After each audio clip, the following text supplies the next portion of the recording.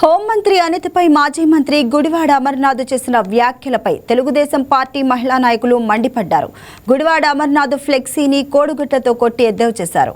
అమర్నాథ్ చేసిన వ్యాఖ్యలు మహిళా లోకంపై చేసినవేనని వెంటనే గుడివాడ అమర్నాథ్పై కఠిన చర్యలు తీసుకోవాలంటూ డిమాండ్ చేశారు.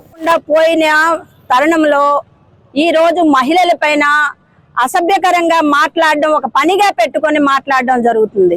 రక్షణ కవచంగా రాష్ట్ర వ్యాప్తంగా పనిచేస్తున్నటువంటి హోంశాఖ మంత్రి అనితమ్మ గారి పైన ఈ మాజీ ఐటీ శాఖ మంత్రి అమర్నాథ్ అనే వ్యక్తి ఈ రోజు అతనికి ఇష్టం వచ్చినలాగా తల్లి చెల్లి లేని విధంగా ఆమెకి మాట్లాడడం అంది మేము మహిళా సమాజం ఖండిస్తున్నాం, తీవ్రంగా ఖండిస్తున్నాం.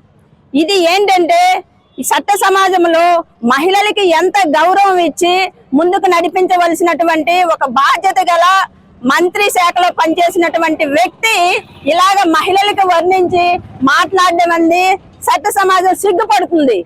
మరి ఇలాంటి చర్యలు తీసుకునే వ్యక్తులకి ఎలాంటి శిక్షలు పడాలి?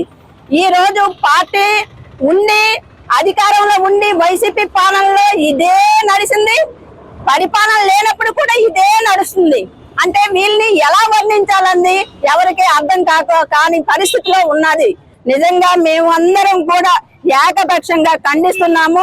దీనిపైన అతను క్షమాపణ చెప్పే వరకు కూడా ఏదైతే ఆ వ్యక్తి ఆ మాజీ ఐటీ శాఖ మంత్రి అమర్నాథ్ ఉన్నాడో అతను